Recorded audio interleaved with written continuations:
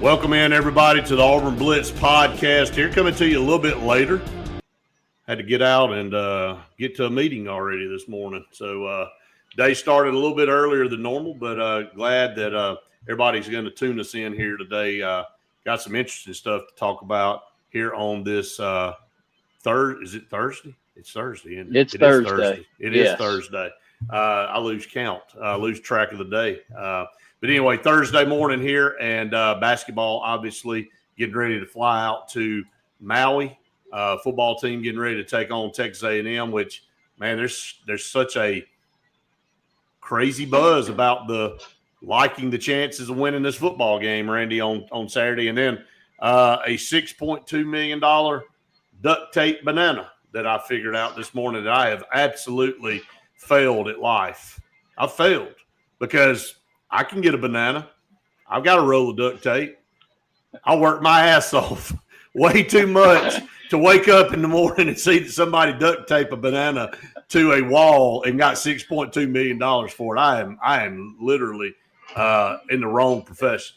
I think we're about to hear a lot of these things with Doge and the new Elon Musk and Vivek and Senator Paul. You're about to hear some things come down the line, Brett, that have been paid for by previous administrations that's going to blow us away. Like that's 6.2, but some of the videos that I've already seen out on Twitter talking about some of the money that we have spent in other countries, right, testing, different supplements that go into bodies and sexual response to animals. We've spent millions of dollars on so many things that are just questionable. Yeah, the crazy thing is this actually was somebody that actually paid $6.2 million at a dang auction. And the title of the art, this was art. I sent y'all a picture this morning. It's a freaking banana taped to a wall. It's $6.2 million. Please, everybody, look at that. It is, look, can somebody please pay me $6.2 million to tape a banana to a flipping wall? I'll stop everything I'm doing. Randy, you won't ever have to worry about me again. You won't have to put up with any of my junk anymore. Somebody will just pay me. I'll take half of that, $3 million. I'll cut you a deal. You ain't got to pay $6 million. I'll pay you. Just pay me $3 million, and I'll walk out. But anyway, I had to say something about that. That is ridiculous. What people will pay money for. I don't understand it, but.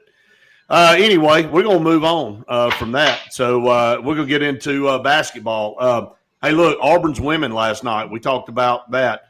Hey, played a great Oregon team, lost by 2 points. Hey, I'm proud of them. Hey, this team is going to compete against anybody they go on the floor with every single night. And you can't build Rome in a day, but, man, the light years ahead of where we were just 2 years or 3 years ago. I love the way they play. They play with confidence. They shoot it well from the perimeter. Had a couple of players go down with injuries last night, Brett, so hope those aren't long-term injuries, but that hurt us in the second half. Sure. But there was no quit. We shot it extremely well. We're down by 8 or 10 points. I think we were down by 6 points going into the fourth, and we're able to get back into it and only losing by a couple of points. I really feel like there's some great days down the line for this Auburn women's team. And I know we'll support them when we get there. But if you check out the recruiting that Johnny Harris is doing and all of the buzz that's around that program, and you watch the players, because we've got some big girls down in the post and some perimeter girls, and then we've got a foreign girl that's 6'2" with length that really shoots it well from the perimeter that we may see in this year is the talk. I'm here for it. Look, in any sport that Auburn University is putting a great product out there, I go back to softball all the time. Brett, you and I would have full sports call shows where 3/4 of what we talked about was women's softball. And that's right. What people wanted to call in and talk about because that was the best sport we had at the time, and we were playing for championships.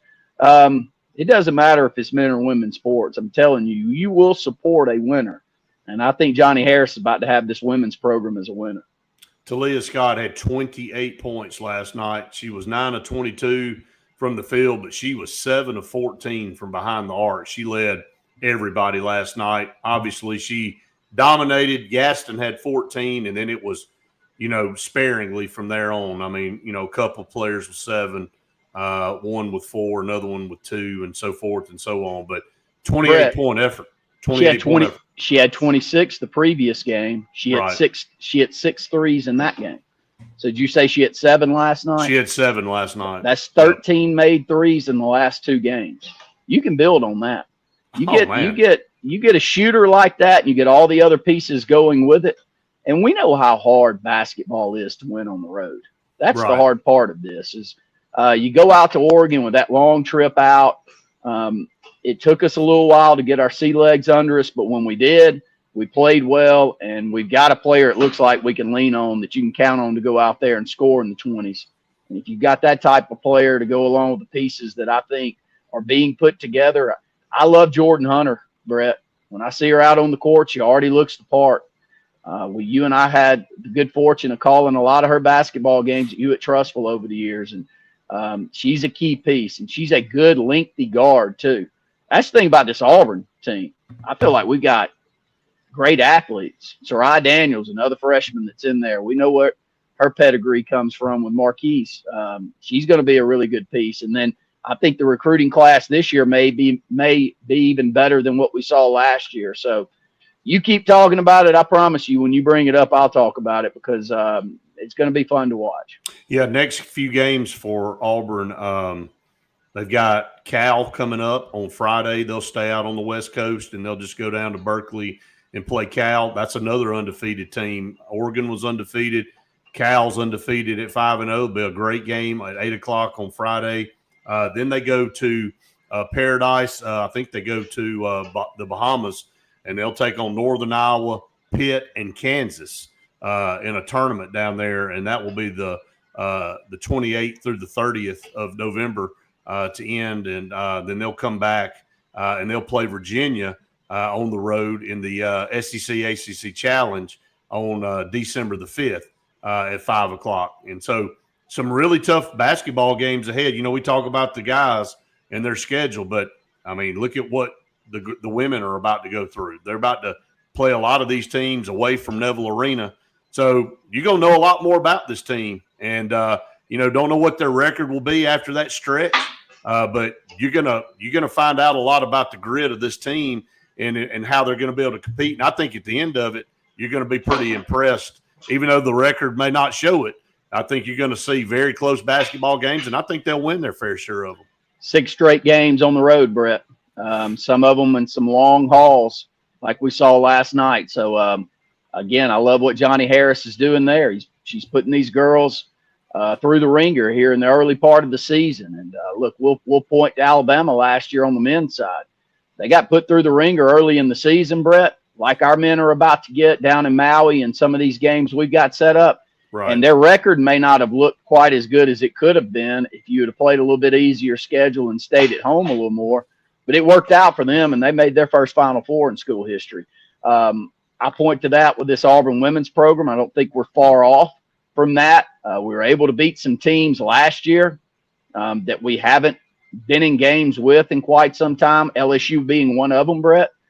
So I don't think we're far from it at all, and I love what Johnny Harris is doing. A big supporter of her, and it feels like our basketball program may be in as good a shape as it's ever been with both sides. Now, we've seen the late 80s, early 90s with Joe Champy, and I loved watching those Vicky Orr and Ruthie Bolton-led teams, and can remember watching those La Tech games in the championship. But I feel like we may be a couple of years from that, but I think we're heading in that direction. Yeah, I do too.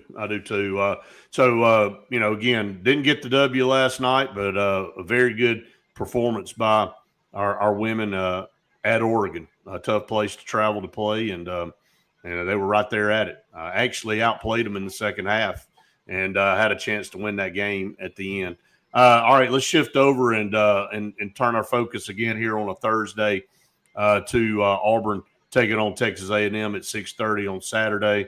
Finally going to get a night game in SEC play at home. looking at this game from a strategy standpoint. Coach Freeze talked about it earlier in the week, getting back to doing what they do best. So I think you're going to see Auburn really try to run the football in this game. And, again, now that I've said that, they'll come out in 5 wide, and he won't touch it at all. So, but anyway, I think what he's been saying is that what we've all known, let's line up and try to play power football here at home and see if we can control the game. And then that will open up the passing game for those receivers. And, you know, you're going to run into some tough fronts, but you got to stay the course. You can't just try it 2 or 3 times and go, well, that ain't going to work, and I got to scrap it. Auburn runs the football well, and when they get going, I think our offensive line does a really good job of run blocking, even in an overloaded box. I mean, they've already proved that. I mean, Kentucky started stacking the box in the second half, and they were getting gashed to death.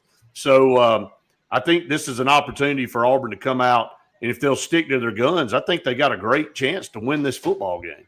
I don't think Texas A&M's world beaters. I've said that over and over this week. When your key running back's averaging 7 yards a carry, you probably need to run him a little more. You know, if it were at 5.5 or 6 yards a carry, it would still be right there at the top of the SEC. So I don't understand it. I don't think any of us do.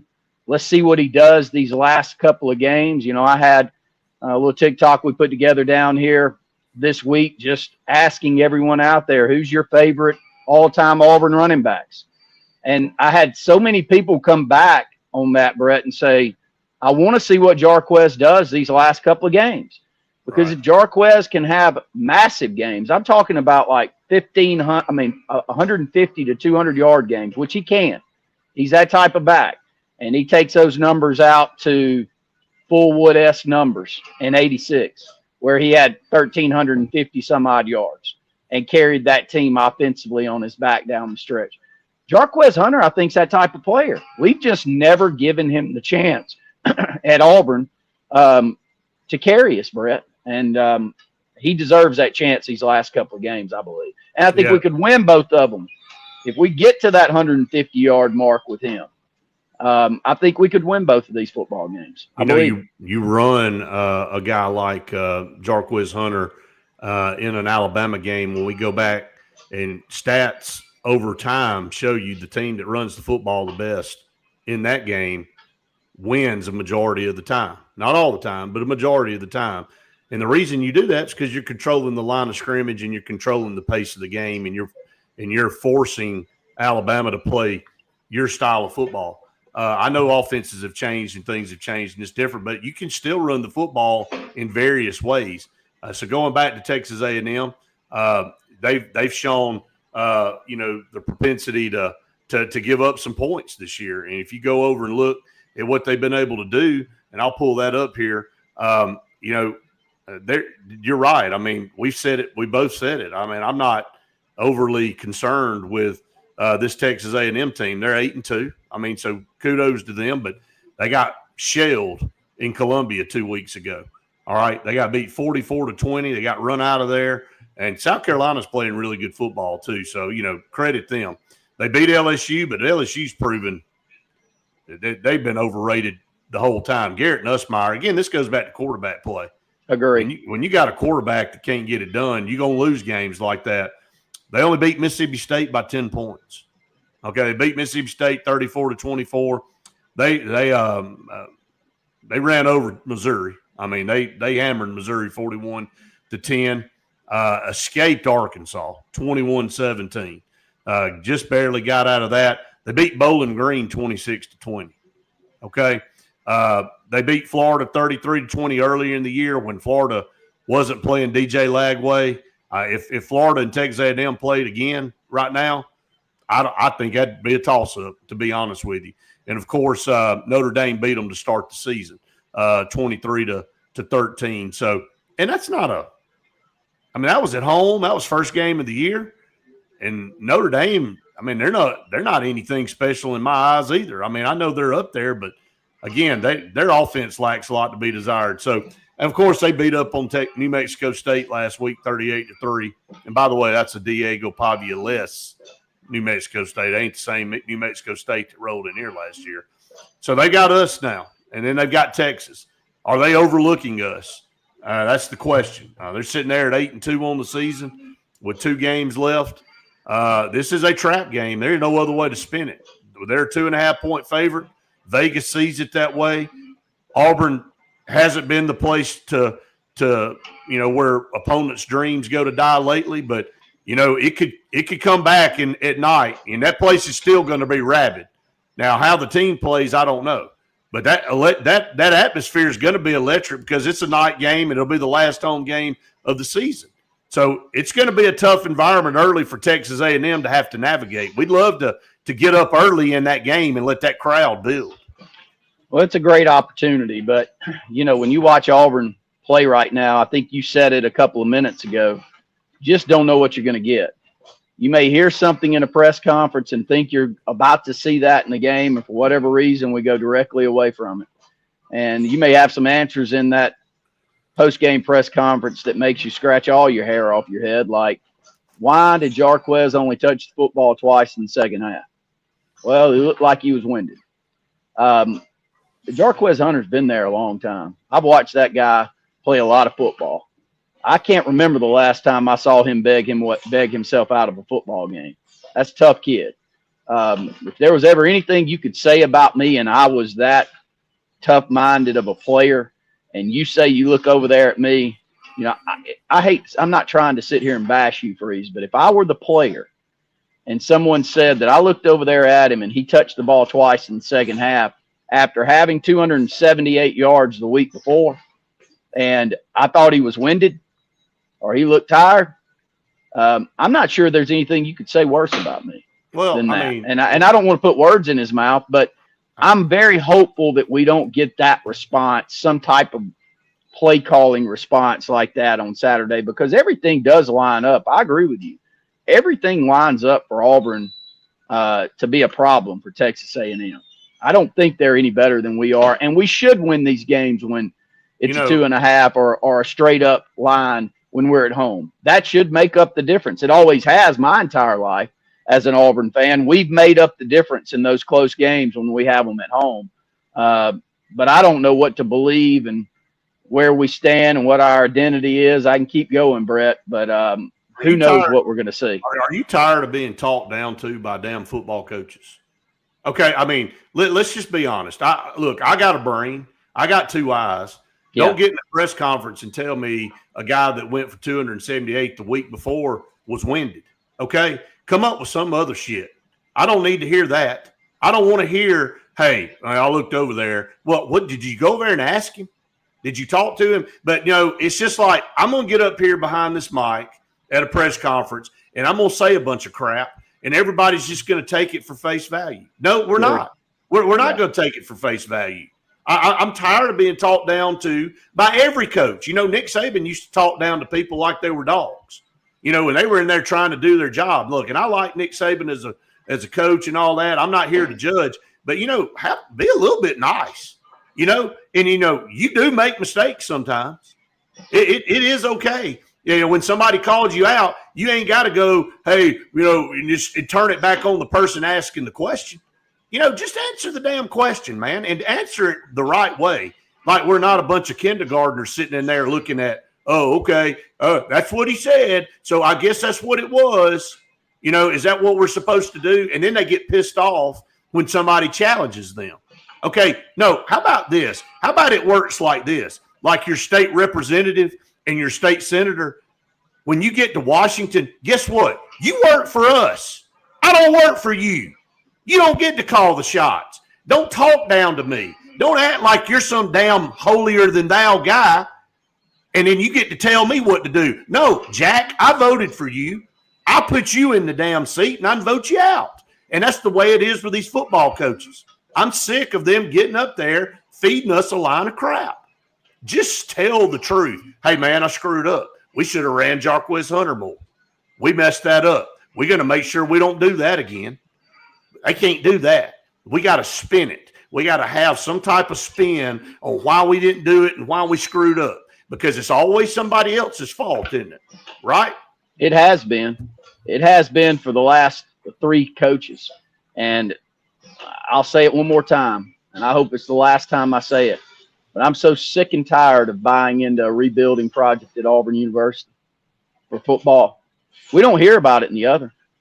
Has Butch Thompson said anything about a rebuilding project with baseball? No. You heard that come out of his mouth? No. When's the last time you heard Bruce Pearl say, hold up, we got some young guys out there. It's gonna be a rebuilding project this year? Never. No, just walk in there and it's the same old. It's whoever the coach is. We don't quite have the talent level that the opposition that we're playing. Well, I'm getting to the point where I don't believe that. You know, if Vandy can flip things the way that they did in 1 year, I don't believe it. If Miami can flip things the way that they did in 1 year, I don't believe it. You know, I had a conversation yesterday, Randy, not to cut you off, but Cam Ward was brought up to me by somebody else, and they said, you know what? Hugh Freeze could have looked like the smartest guy on the planet. Paid $1 million, brought Cam Ward in, had Auburn in the playoff talk right now. We might be 8-2 right now, or 9-1 going into this game, and everybody be like, man, that guy, look at that guy, and he's recruiting out the rear end. He's got all these guys coming in. He turned this thing around. Would have taken one player. No, I know how to do it. I'm going to stick with Peyton Thorne because I think Peyton Thorne's improved enough, and he's going to lead us to victory. Well, he hadn't done it. You know what? I'm not saying it's just him, but it's a combination of Hugh Freeze and Peyton Thorne and all of the crap that we're hearing about, you know, the offensive side of the football not being on the same page. But look how smart he could have looked. Look how intelligent, and everybody would be singing his praises, you and I included right now, sitting here at the end of November going, boy, Hugh Freeze, he went out, he knew what he had to do. He went out and got a quarterback that was a game changer. While he continues to build this team up, we're ahead of schedule. Now we got Deuce Knight coming in. Now we got Walker White that's learning under Cam Ward. Man, the future's so bright, I got to wear sunglasses all the time. No, that ain't what we did. We're sitting here at Mediocreville, you know, trying to make a left-hand turn into the right-hand turn lane. You know, that's what we do on offense. It's the frustrating part, Brett. And, you know, we're closing in on the end of year 2. So this is a big game. In my opinion, this is a massive game. I don't have an expectation that we're going to go to Tuscaloosa and win. I don't think any of us do. Now, if they came to us this year, I don't think they're a lot better than us. If we had them in Jordan-Hare and we were playing up to the standard that we can get this football program. I mean, we should have beat them last year. I agree. So if we had them at home, I wouldn't say that, but I don't count on us going over to Tuscaloosa. But I do count on us putting a good product on the field on Saturday. And if we don't, you better. There's a lot of us that are to the point where I've heard about all I want to hear. Show me. I'm going to be in the stands again with all of my kids, and I'm going to be up there, and I'm going to be supporting, and I'm going to spend a lot of my hard-earned money Saturday tailgating in a tailgate spot that we've got there and bringing all my food and loving Auburn and wanting to be a part of a winner. But I need to have something that I can grab a hold of for next year when it comes to just a positive expectation of the program. And I think too many of us are getting to the point where we go, you know what, I love going in Auburn Arena, Neville Arena now, because I know when we go in there, we're going to get a great product out there on the floor and we're going to play hard. And if we lose, I know we left it all out there. Too many of us have gotten to the point now with Auburn football where I can tell you what my wife asks me every time we leave. Why do we do this? Why don't we come over here and get disappointed every Saturday? You know, I said, well, I love it, and I wish we were better, and we're going to keep doing it because I'm probably going to buy into the off season that we've got things. You support the program. That's why you do it. But it does. All of us get to a frustration level where you go, I get it.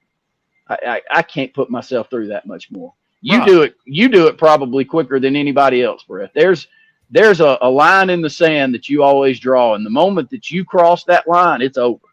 You're cutting that mess off because you can't put yourself through it. Put you in a bad mood every Saturday. Yeah. Why would anybody want to make themselves get in a bad mood watching something that is not getting better? This is a massive football game for Hugh Freeze this Saturday. They're not a lot better than us. They're not. We have got to change this Jordan-Hare dynamic back to where we had it. Most of mine in your life, if a program came into Jordan-Hare, they walked out saying, that's the most rabid place I've ever been. But the fans want to be rabid. You got to give us something to be rabid about. Back to Auburn women's basketball. Like, I got a sense. There's a part of me that says we're about to start putting people in the stands. People are going to show up and watch the way that they did Auburn softball, because we're going to put a product out there that's going to win consistently. We need that for football. It'll help all of our other programs too. Yeah, and I just think from the psyche of the program, ending on a high note at home will be massive. I mean, you'll have a great opportunity to leave your fans with a great taste in their mouth going into the offseason, regardless of what happens in the Iron Bowl. Because, you know, we haven't had anything to celebrate at home this year. I mean, the games we won at home where you were supposed to win by 50, okay? And they were non-conference games. Every conference game or any big game, so to say, that we had at home, we screwed up.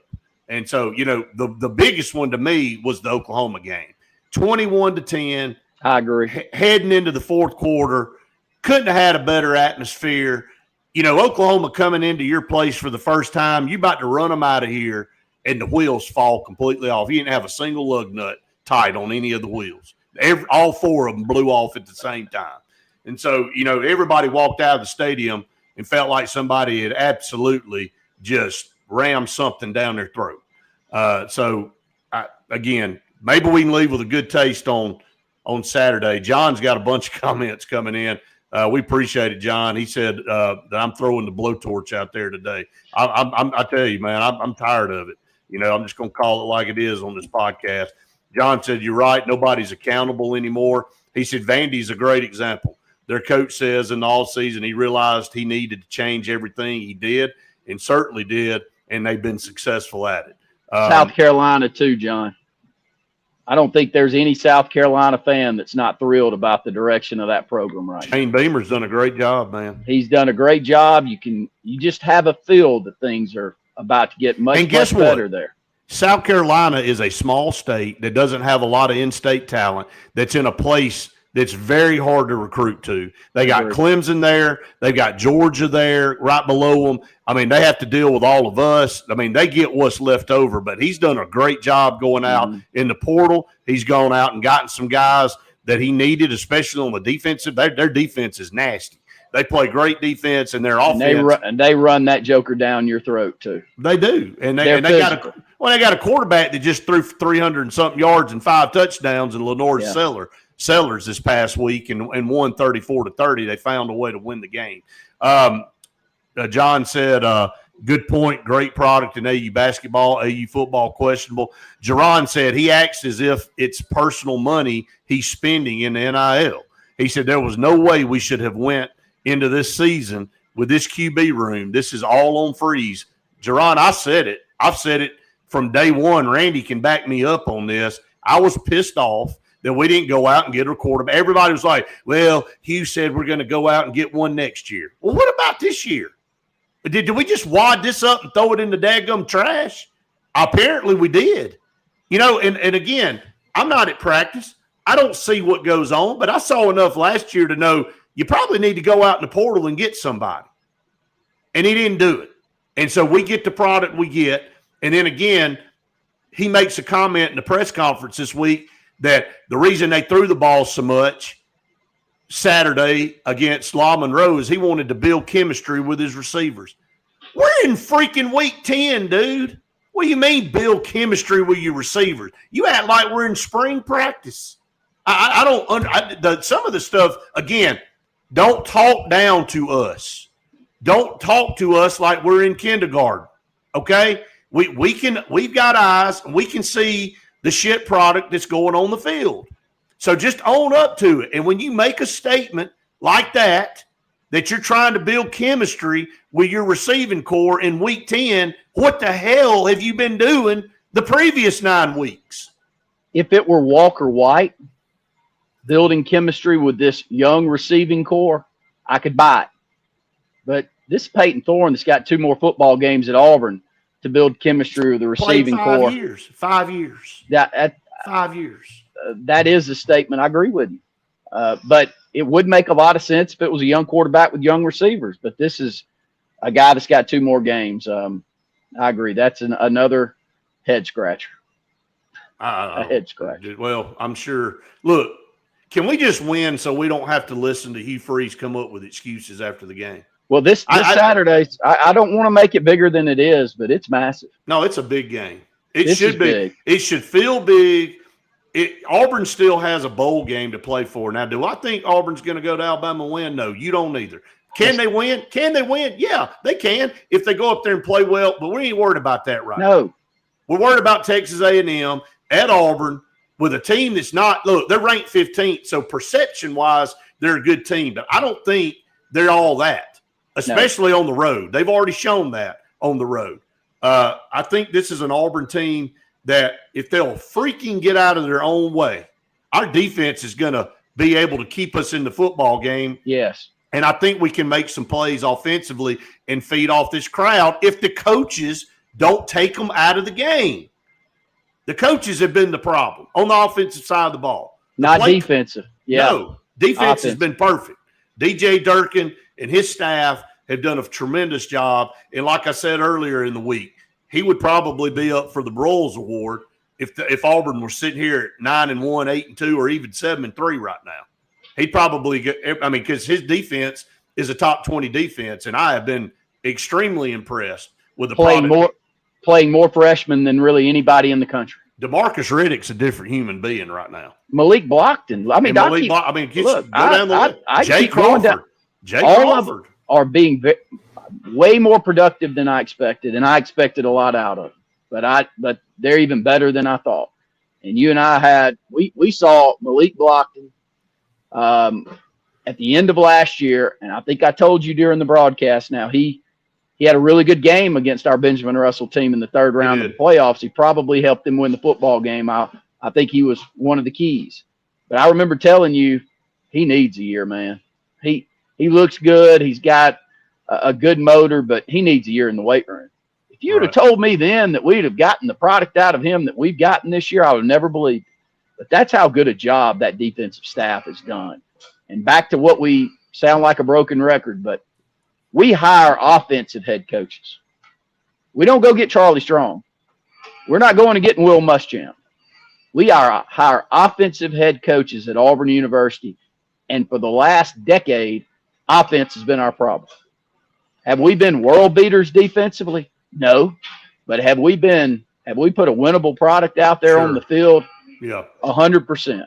Our defenses have not lost us football games, but we have been very bad at times on the offensive side of the ball, and it is one of the most frustrating things about being an Auburn fan that does pick offensive-minded head coaches. It makes no sense. All right, some more comments here. Jerron said, "Damn right, we're on the verge of being a playoff team with Cam Ward." I totally agree. I mean, we don't lose to Cal. Nick Marshall. Yeah, we don't lose to Arkansas. We don't lose to Missouri. You know, we don't lose to Oklahoma. We don't lose to any of those guys, any of those teams. And we're in the Georgia game with Cam Ward. Okay? I mean, we don't lose to any of those teams. I mean, we may at most have 2 losses. I would give us that, okay? But we'd be sitting here at 8-2 just like Texas A&M if we had a quarterback that could go out there and make plays. John said, are we going to Poplar Dogs for lunch today? Nope. We will be on the Auburn Blitz today, John. So we swapped days with Andy and Randy for Tuesday. So we'll be on. So you enjoy some good Poplar Dogs for us. Maybe we'll be able to meet you down there one day. He said, I'm so fired up today that I probably ought to just cook off my head. So, well, maybe so.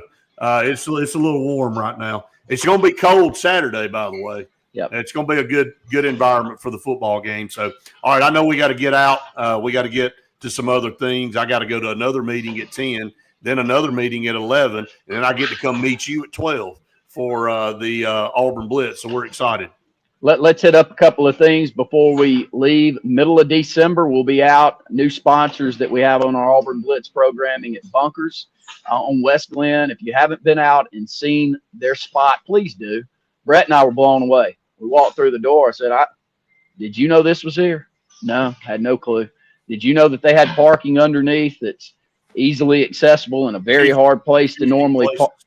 A very hard place to normally park. Did you know they had all these simulators in here and so much to do? I didn't. So we expect a lot of you don't either. And so we'll be out there to do our program in a couple of weeks, middle of December. And, you know, we've got opportunities for any of you out there that want to promote your product or your business. We're going to do some live remotes starting on Fridays, moving forward, not only in the Lake Martin area, but in the Auburn area.